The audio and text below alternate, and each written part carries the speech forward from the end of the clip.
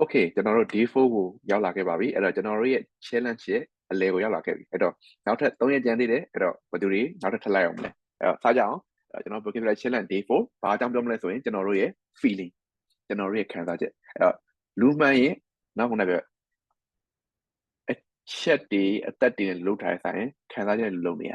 ဒါဆိုကျွန်တော်တို့ရဲ့ခံစားချက်တွေအကြောင်းပြောဆိုတဲ့အခါမှာ English လို့ပြောတတ်ဖို့ English လို့ဘယ်လို describe လုပ်မလဲပေါ့နော်ဒါဟာအရင်ရေးကြည့်တယ် okay ဒါဆိုကျွန်တော်စမယ်အဲ့တော့ feeling နဲ့ပတ်သက်တဲ့ဟာတွေကျွန်တော်ဘာလာမလဲပထမအဆုံးကျွန်တော် feeling လို့ပြောရင်ခံစားချက်လို့ပြောရင် emotion ရှိတယ် feeling ရှိတယ်အဲ့တော့နော် emotion နဲ့ feeling ပါကွာလဲနောက်ပြီးရင်ခံစားလွယ်တဲ့နောက်တစ်ခုခုဆိုငါအသေးနှူတယ်ခံစားလွယ်ဆိုရင်ဘယ်လိုသုံးလဲပြီးရင်စိတ်ရှုပ်တာကိုဘယ်လိုသုံးလဲနောက်ပြီးရင်သူအရင်ဆက်ဆူတာပဲဒါတော့နည်းနည်းတချို့သိရလို့သိတယ်ပေါ့နော်နောက်တစ်ခုမနာလို့တာနော်ဒါတော့ဂျီကြိုက်တာပေါ့နော်ဒါဆိုရင်အင်္ဂလိပ်စကားလုံးတောင်ယူသုံးတယ်ဂျီကြိုက်တယ်ဂျီဝင်တယ်နော်ဂျီလုံးနဲ့စားတယ်ပေါ့မာစကားလုံးနဲ့ဆိုနောက်တစ်ခုက safety guide တာ safety guide ခံစားဒါဆိုဘယ်လိုသုံးလဲဂျီကွဲဝမ်းနေရတာနော်အဲ့တော့နော်စိတ်ထဲမှာနော်ခံစားလိုက်ရဒါဆိုရင်ဘယ်လိုသုံးလဲ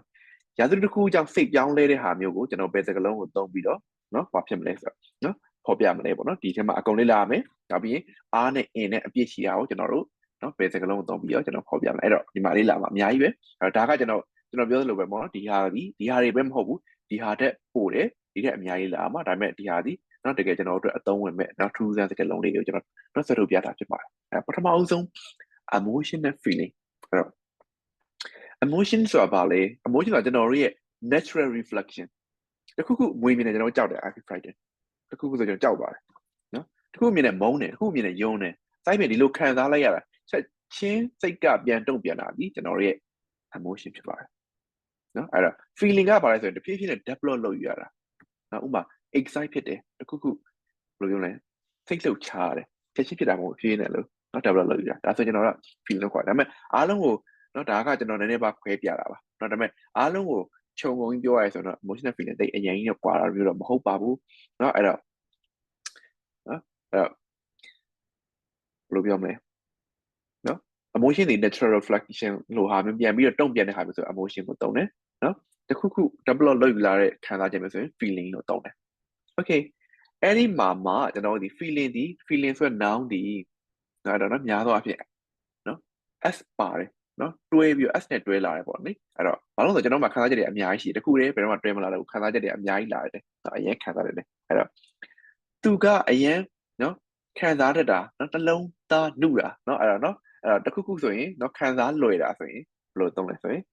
နော် emotional person I'm so emotional ကအရင်ခံစားတတ်တာနော်ကိုယ့်ရဲ့ဒီမလေးက I'm so emotional နော်တခုခံစားရလွယ်နော်လုံးသားတဲ့နုနုနဲ့လေးအဲ့တော့နော်အဲ့လိုမျိုးဆိုရင် emotional တော့တယ် okay စမယ် I am very proud of my son's success ငါသားရဲ့အောင်မြင်တဲ့ပတ်သက်ငါဂုဏ်ယူတယ် this is feeling နော်အဲ့တော့ဂုဏ်ယူတယ် proud of something I am proud of နော်အဲ့တော့ I am နော်အဲ့တော့တခုခုဖြစ်ရတာဂုဏ်ယူ I am proud to be someone ပေါ့နော် I am proud to be နော်မြန်မာစီတယ်မြန်မာနိုင်ငံသားဖြစ်ရအရင်ဂုဏ်ယူတယ်နော်ဘယ်ရောက်အနေခံရလို့ okay နော် just kidding အဲ့တော့ I am proud to be ဆိုတာနောက်ကနောင်းလိုက်တယ်ဒီမှာကျတော့ proud of ဆိုတာဒီ proud of someone အဲ့တော့နော် I am proud of တခုခုနော်အဲ့တော့နော်တခုခုအတွက်ဂုဏ်ယူရဆို proud for လို့မသုံးနော် proud of လို့သုံးတယ် but I'm a bit disappointed စိတ်ပြက်တာနော် I feel disappointed နော် I'm disappointed I feel လို့သုံးလို့ရတယ်နော်feeling တွေကြောင့်ပြောခါမှာကျွန်တော် feel ဆိုတဲ့ကောင်သုံးရတယ် I feel disappointed နော် I feel disappointed that the local people hasn't shown more interest in the story သူသားရဲ့အောင်မြင်မှုအတွက်သူဂုဏ်ယူပေမဲ့နော်စိတ်ပြက်တယ်ဘာလို့ဆိုရင်သူရဲ့နော်ဒီနေမှာရှိတဲ့သတင်းစာဂျာနယ်တိုက်တွေကသူသားနဲ့အောင်မြင်မှုအကြောင်းသိမဖော်ပြတော့သူစိတ်ပြက်သွားတယ်နော်အဲ့တော့ဒီမှာဆိုရင်အဲ့တော့ငါကောင်လေးငါ့ကိုသိကြည့်ဆိုတော့ငါစိတ်ပြက်တယ်ဆိုရင် I'm disappointed that my boyfriend နော် doesn't take care of me no, I'm disappointed နော်ဒီမှာဆိုရင်ထပ်ပြီးတော့เนาะအဲ့တော့ထပ်ပြီးတော့ကွန့်ပြီးသုံးကျင်သေးတယ်ပေါ့လေအဲ့တော့နော်အဲ့နော် wait a minute please အဲ့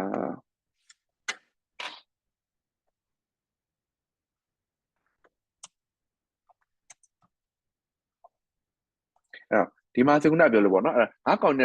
လေးရဲ့နော်ခုန ငါကောင်လေးငါ view ဆိုင်တဲ့ပတ်သက်ပြီးတော့ကျွန်တော်ဒီအဲ့တော့နော်အဲ့တော့စိတ်ပြည့်တယ်ဆိုရင် I am disappointed that my boyfriend doesn't take care of me နော်အဲ့နော် take care of me enough ကိုကောင်းကိုနော်အဲ့တော့ဘယ်လိုပြောမလဲမစပ်ဘယ်လိုပြောမလဲ take care မလုပ်ဘူးပေါ့အဲ့ကောင်လေးနဲ့ပတ်သက်ပြီးတော့နော်ကောင်နဲ့ပတ်သက်ပြီးငါစိတ်ပြည့်တယ်ဆိုရင်တော့ငါကတိုင်းရရေးမယ် I am disappointed with someone ဒီလိုတော့မယ် okay နောက်တစ်ခု the politician seem confused ဆိုတော့ကျွန်တော်စိတ်ချုပ်တာကို confused လို့သုံးတယ် about what to do ဘာလို့ရမတက်လို့မတေချာဘူးမရေရဘူးတစ်ခု clearly think မလုပ်နိုင်အောင်ဆိုရင် confused ဖြစ်တယ်ခေါ်တယ်စာမွေးကနေရောက်သွားတယ်ကျွန်တော်တို့ခံစားချက် I feel confused I'm confused နော်စိတ်ချုပ်နေတာပဲနော်အဲ့လိုမျိုးကျွန်တော်သုံးမယ်ဟုတ်ပြီဒါဆိုရင်ကျွန်တော်တို့နောက်တစ်ခါပါအောင်ဆိုရင် so I'm not hopeful that thing will improve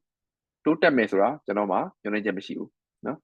အဲ့တော့နော်ကိုယ်နိုင်ငံအကြောင်းပြောနေတယ်လို့ပါပဲ okay နောက်တော့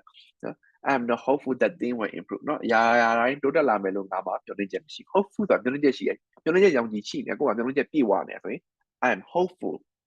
နော် that something will happen no I'm hopeful that good thing will happen နော် in the near future အဲ့တော့နီးကတဲ့နာကမှာကောင်းမွန်တဲ့အရာဖြစ်မယ်လို့ကျွန်တော်ပြောလဲမှာကျွန်တော်ပြောရနော်ဒီမှာ vocabulary လေးတွေကို context မှာကျွန်တော်ထည့်သုံးပြထားတယ်ဒီခုဒီစာအုပ်ထဲမှာထည့်သုံးပြထားတယ်အဲ့လိုမျိုးကိုဒီစကားလုံးတစ်ခုရဲ့ I'm not hopeful I'm hopeful that my exam result နော် my exam result will get good grades sorry no exam result sorry no I will get good grades နော်အဲ့တော့ကျွန်တော်ဒီis sorry someone မှာအဆင့်နေကောင်းရမယ်ကျွန်တော်နော်ညွှန်လင်းချက်ရောက်ကြီးရှိတယ်ပေါ့အခုစာလုပ်ခဲ့တာဆိုအဲ့ဒါဆိုရင် I am hopeful something I'm hopeful ခုနကကျွန်တော်ပြောလို့ပဲအနာဂတ်မှာကောင်းတဲ့ရမယ် I am hopeful that good thing will happen in the near future လို့တော့ we were curious ကသိချင်တာနော်နောက်တစ်ခု negative meaning ရှိရ curious she's very curious တရားဆက်စုတာနော်တစ်ခုဆက်စုမကောင်းဆိုရင်နော် very ကိုတုံးတယ် sorry very ကိုတုံးတယ် she's very curious တရားဆက်စုတယ်ဒါပေမဲ့တခြားတစ်ဖက်ကပြန်ကြည့်ရ positive meaning ဆိုရင်သူဒီနော်သိကျင်စိတ်များတာသိကျင်စိတ်ပြင်းထန်တာဆိုရင် curious ကိုတုံးတယ် okay နော် what all noises what about နော်ဒီမှာဆိုရင်ဒီစူရန်တဲ့ဘာလို့သူသိကျင်တယ် and I feel anxious ပါနော်တခုကတုံငရင်ဖြစ်လာတယ်နည်းရပြောရင်ကျွန်တော်ဒီကန္တာမငြိမ်ဖြစ်လာတော့ anxious ဖြစ်တယ်ခေါ်တယ်နင်းကြည့်ရကန္တာမငြိမ် you look anxious နင်းကြည့်ရကန္တာမငြိမ်အဲ့တော့ကန္တာမငြိမ်ဖြစ်တာကို anxious လို့သုံးတယ် when I saw how angry the man were နော်အဲ့တော့ကြည့်လိုက်တယ်စူညံတယ်ကြတော့လူတွေကကြည့်လိုက်တဲ့ခါမှာလူတွေကနော်ဒေါသတကြီးနဲ့ထွက်လာကြတယ်ဒီလိုကြည့်ပြီးကျွန်တော်ကန္တာမငြိမ်ဖြစ်လာတယ် and really scared ကြောက်လာနော် scare ရဲ့စံညင်ပဲဗာလဲသိရ sorry စံညင်ဆိုတာ scare နဲ့အတူတူနော် afraid တို့ပါလို့သုံးလို့ရတယ်နော် one day start coming towards ငါတို့ရှိကိုရောက်လာငါတို့ရှိကိုဥတီမိလာတဲ့အချိန်မှာကျွန်တော်ဒီနော်ကြောက်လာတယ် I think Henry ended the relationship because his girlfriend was getting jealous နော်အဲ့တော့ကောင်မလေးကဘာဖြစ်လို့ getting jealous အရင်ကိုတဝင်တိုးလာလို့အဲ့တော့ getting ဆိုတဲ့စကားလုံးသုံးတာဒီမှာမှတ်ထားပါနော်အဲ့တော့ getting ဆိုတာဒီတဖြည်းဖြည်းနဲ့ချက်ချင်းဖြစ်တာမဟုတ်နော် her girlfriend is sorry his girlfriend is jealous သူ့ရဲ့ကောင်မလေးကဘယ်လိုပြောမလဲတဝင်တိုးတယ်အခုလက်ချိပြီးသား I am jealous နော်ကျွန်တော်ကတဝင်တိုးရတယ်အခုတိုးတာမဟုတ်ဘူးတဖြည်းဖြည်းနဲ့တဝင်တိုးတတ်လာတယ်ဆိုရင် I am getting jealous လို့သုံးတယ်အဲ့တော့ getting ဆိုတဲ့စကားလုံးတဖြည်းဖြည်းဖြစ်လာတာနော် it is getting dark မှောင်လာတယ် it is dark အပြင်မှာမှောင်နေပြီလုံးဝမှောင်မဲနေပြီအခုဆိုရင်ဒီမှာမှောင်မဲတာ it's dark ကျွန်တော်ညနေခင်း9နာရီ6နာရီ9နာရီဆိုအဲ့ဒါကျွန်တော်ပြောလို့ရတယ် it's getting dark ကျွန်တော်ဒီမှာလမ်းထွက်လျှောက်တယ်9နာရီ6နာရီလောက်ကိုနေရာတစ်ပြေးနဲ့ဝင်သွားတယ် it's getting dark ခုပြောင်းလဲလာတယ်ကျွန်တော် getting လို့သုံးတယ်နော် okay now he is quite upset နော်သူစိတ်မကောင်းဖြစ်တယ် upset ဆိုတော့ကျွန်တော်တခုစိတ်မကောင်းဖြစ်တာကိုနော် upset လို့သုံးတယ်နော်တခုဝမ်းနေတယ်စိတ်ထဲမှာနော်လိုက်ပြီနော်အဲ့တော့ဝမ်းနေအောင်ကျွန်တော် upset လို့ခေါ်တယ် okay ဒီသုံးတဲ့ feeling နဲ့ပတ်သက်တဲ့ adjective တွေကနော် adjective တွေကိုကျွန်တော် noun ပြောင်းလို့ရတယ်အဲ့တော့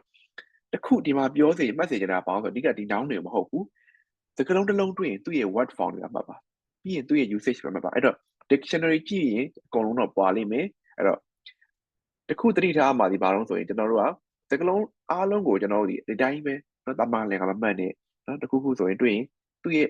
related words တွေပါလဲ word family ရဲ့ဘာရှိမလဲနောက်ရင်သူ့ရဲ့ word form တွေဘာရှိမလဲအကုန်လုံးကျွန်တော်ကြည့်ထားရင်ကျွန်တော်တို့ vocabulary ကအများကြီးတစ်လုံးလေ့လာတာနဲ့ကျွန်တော်အများကြီးဒီမှာဆိုလည်းကျွန်တော်တို့နော်ဒီမှာ proud ကိုသိရင်သူရဲ့ noun ဖြစ်တယ် pride ဆိုတာ proud ဆိုတာဂုဏ်ယူတယ်ဒါပေမဲ့ pride ကကျတော့မာနဖြစ်သွားပြီ jealous နော်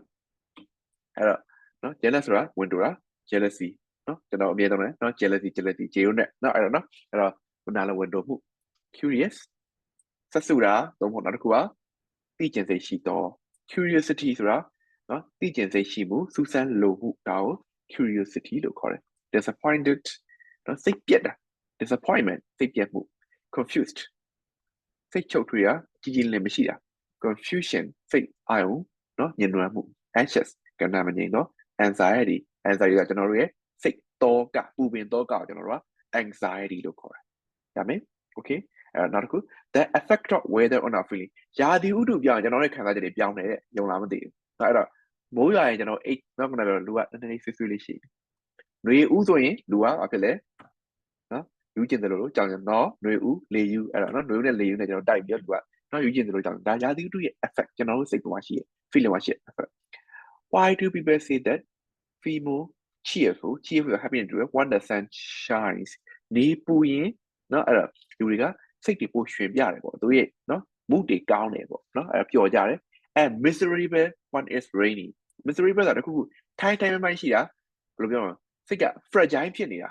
ကြေကွဲဖို့လွယ်တာ one day ဖို့လွယ်တာဆိုကျွန်တော်တို့က miserable လို့ခေါ်တယ် one day ဆရာကောင်းတယ်မိုးရွာကြီးနော်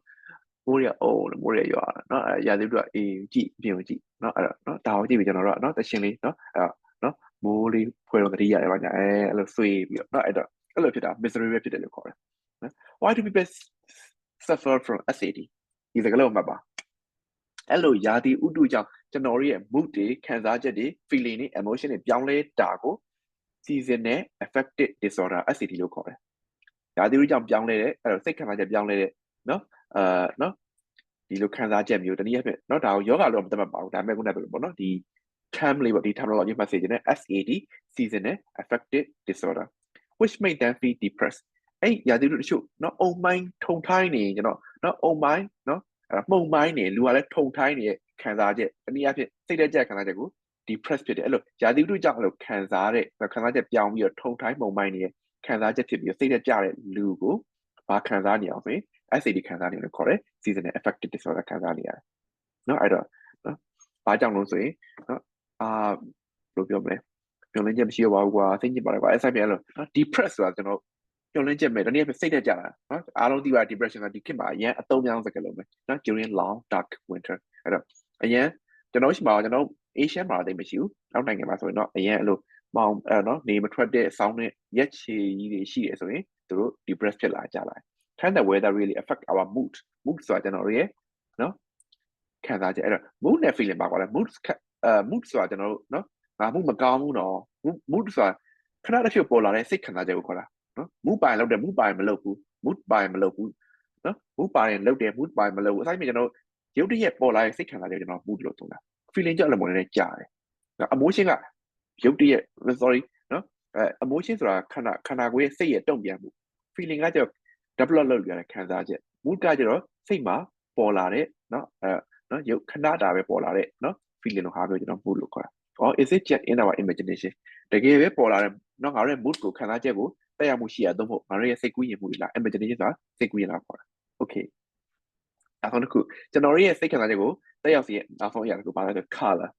အဲ့ color တွေမြင်ကျွန်တော်ရဲ့စိတ်ကလေးတွေပြောင်းလဲသွားတယ်ဥပမာဆိုတော့ရဲရဲတောင်မြင်တယ်ဆိုရင်ကျွန်တော်တို့ဒီ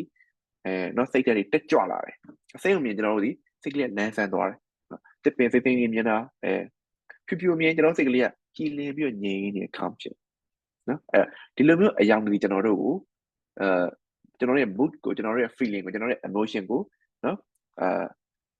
effect လုပ်နိုင်တယ်ရှိရပေါ့နော်အဲ့တော့ color has an effect on our mood but how does specific color relate to our emotions နော်လေ့လာကြည့်အောင် red can make us energetic လုံးဝအားပြည့်အင်းအပြည့်လုံးမယ်ကွာချမယ်ကွာဒါလို့ဆိုရင် energetic ဖြစ်တာနော် but it also indicate anger တခါလေကျရင်သူကအနီးရောင်ဆိုအပူရောင်နော် it's hot the color is hot ဒါကြဒေါသရဲ့အရာနော်ရဲရဲမှုကိုပြတယ် energetic ဖြစ်တာကိုပြတယ် brave ဖြစ်တာကိုပြတယ် courageous ဖြစ်တာကိုပြတယ် energetic ဖြစ်တာကိုပြတယ်ဒါပေမဲ့ on the other hand it show the anger နော်အဲ့နော်အနီးရောင်ဆိုတာကျွန်တော် angry react ဆိုတွေ့ပါအနီးရောင်နဲ့နော်အဲ့တော့ဟုတ်ပြီ pink နော် though it's softer and more people about maternal love and caring for people အဲ့တော့ဘာကိုပြအောင်ဆိုရင်ပန်းရောင်ဒီချစ်ချင်းမြတ်တာကိုပြတယ်ဒါကြောင့်မို့နော်ကောင်မလေးဆိုရင်နူးညံ့မှု gentle ပေါ့နော်ကျွန်တော်ရဲ့စိတ်ပန်းရောင်လေးတွေ့ရင်စိတ်ကနူးညံ့သွားတယ်ကောင်မလေးဆိုလေ